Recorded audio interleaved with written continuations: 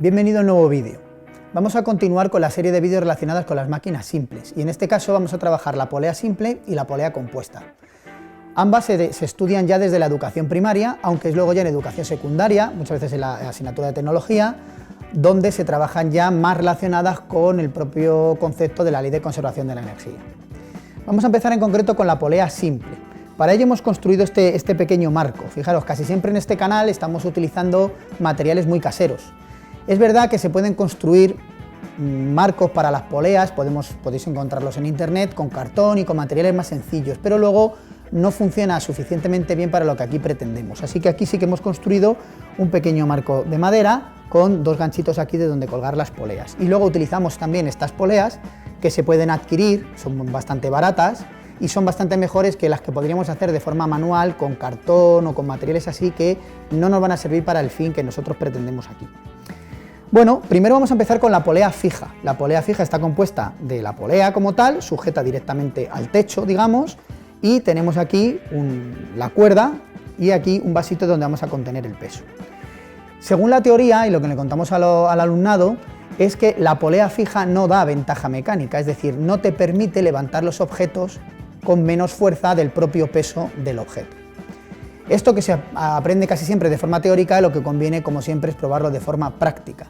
Y por eso lo que os proponemos es esta experiencia en la cual vamos a utilizar una serie de dinamómetros para comprobar efectivamente este hecho. Primero lo que hacemos es coger nuestro vaso, tengo aquí otro igual, y ponerle, por ejemplo, un cierto peso, por ejemplo 3 tornillos. Y con el dinamómetro voy a comprobar cuál es el peso de esos 3 tornillos más el vaso, si queréis, que en este caso es un peso, podemos considerarlo despreciable. Y tomaría esta medida. Luego podríamos repetirlo poniendo 6 tornillos, por ejemplo, o el doble de peso, como queráis, y luego, por ejemplo, el triple. De esta manera, además, los alumnos ya se empiezan a acostumbrar con el propio concepto de medir. Esto lo podemos hacer ya en educación primaria. Estamos utilizando un aparato para medir y que está graduado en decimales, con lo cual, después de haber explicado los decimales, este puede ser un buen momento para practicar efectivamente con un aparato que va graduado en una escala decimal. Y podemos tomar entonces estos 3 valores y registrar el peso en una tabla, trabajando también además estas competencias propias de las matemáticas. Otra cuestión interesante es que puede ocurrir que si ponemos bastante peso, el aparato llegue al máximo, lo que se llama el fondo de escala. Y eso también es interesante porque así el alumno puede ver que no todos los aparatos sirven siempre y que quizá nos hace falta otro aparato diferente, otro dinamómetro, que tenga una escala diferente. Aquí, por ejemplo, este tiene 1 newton y este tiene 5. Los dinamómetros también son aparatos bastante fáciles de adquirir, relativamente baratos. Bueno, lo que hacemos entonces es poner aquí un cierto peso, 3, 6, 9 tornillos, por ejemplo, y pesarlo y registrar los valores en nuestra tabla.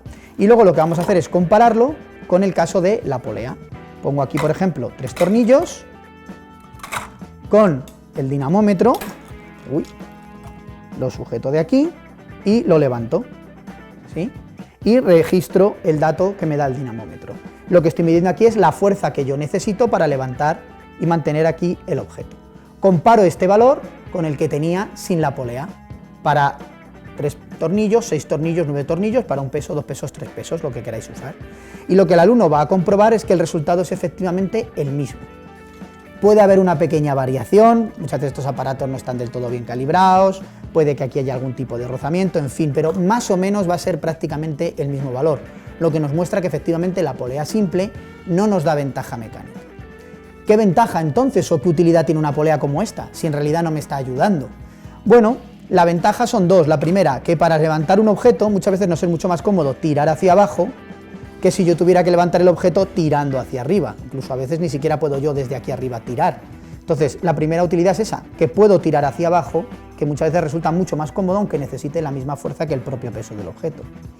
La segunda es que estas poleas muchas veces se utilizan con contrapesos. Por ejemplo, el ejemplo clásico que se suele poner son los ascensores. Si yo quiero levantar, por ejemplo, de aquí 100 newtons, necesitaré tirar con 100 newtons, pero si pongo aquí algo que pese 50, ya me está haciendo de contrapeso, ya solo necesitaré yo a cambio 50. Entonces la utilidad de las poleas fijas es que me permite cambiar la dirección de la fuerza que yo ejerzo y me permite utilizar contrapesos aunque en sí mismas no me den ventaja mecánica. Vamos a continuación a estudiar el caso de la polea compuesta. La polea compuesta está formada por una polea fija, como la que hemos utilizado antes, pero ahora está unida también a una polea móvil, que a su vez es la que va al techo. Y en este caso el peso se sitúa de la polea móvil. La primera cuestión interesante es que gracias a este dispositivo el alumno puede ver claramente por qué esta polea se llama móvil o libre, también la llaman en algunas ocasiones. Resulta para el alumno difícil de imaginar que realmente esa polea está ahí en el aire, que realmente está libre, pero es así. Y podemos ver que efectivamente sube y baja cuando yo tiro, de ahí su nombre. Otra cuestión interesante que hay que fijarse es que ahora cuando yo levanto el peso del objeto, también estoy levantando la propia polea, y eso lo vamos a tener que tener en cuenta. En la mayoría de los libros se suelen considerar poleas ideales, como si no pesaran, y en las situaciones, digamos, de la vida cotidiana, los pesos que ponemos aquí suelen ser mucho mayores que el peso de la polea y por tanto es despreciable. Pero en una experiencia como esta, el peso de la propia polea no es despreciable frente a los que ponemos aquí.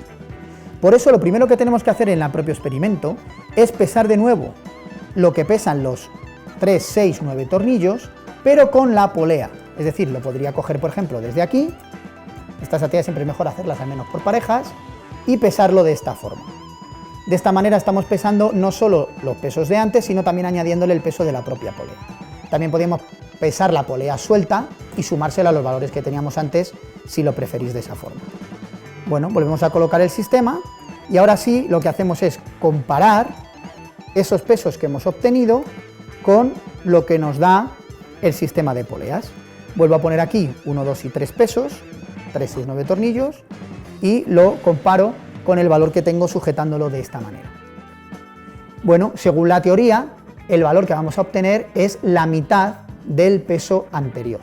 Y esto se debe a que la polea libre reparte el peso que está de ella colgado por los dos lados de la cuerda, de tal manera que la mitad de ese peso, teóricamente, va a este lado, se sujeta del techo, mientras que la otra mitad es la que viene por la polea fija, que esa no me da la ventaja mecánica y por tanto esa mitad del peso es la que yo tengo que seguir soportando.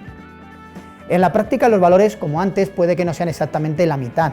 Aquí puede influir un poco el ángulo, los rozamientos, en fin, pueden influir diferentes factores, pero la idea es que el alumno va a ver que claramente ahora sí hay una ventaja mecánica y que esa ventaja mecánica es cercana a ese factor 2, es decir, la mitad de fuerza necesito que el peso de los objetos. Bueno, estas prácticas creemos que son bastante interesantes porque no solo permiten aprender el funcionamiento de la polea fija, la polea móvil, la polea compuesta, sino que permiten trabajar conceptos de matemáticas y de física, ¿no? Como son tomar datos, registrar esos datos en tablas, se podrían hacer gráficas, y fijaros además que estos aparatos, que se denominan los dinamómetros, estaban en esa escala decimal, entonces permite también trabajar, por tanto, los decimales. Esperamos que estas prácticas os hayan parecido interesantes. Hasta pronto.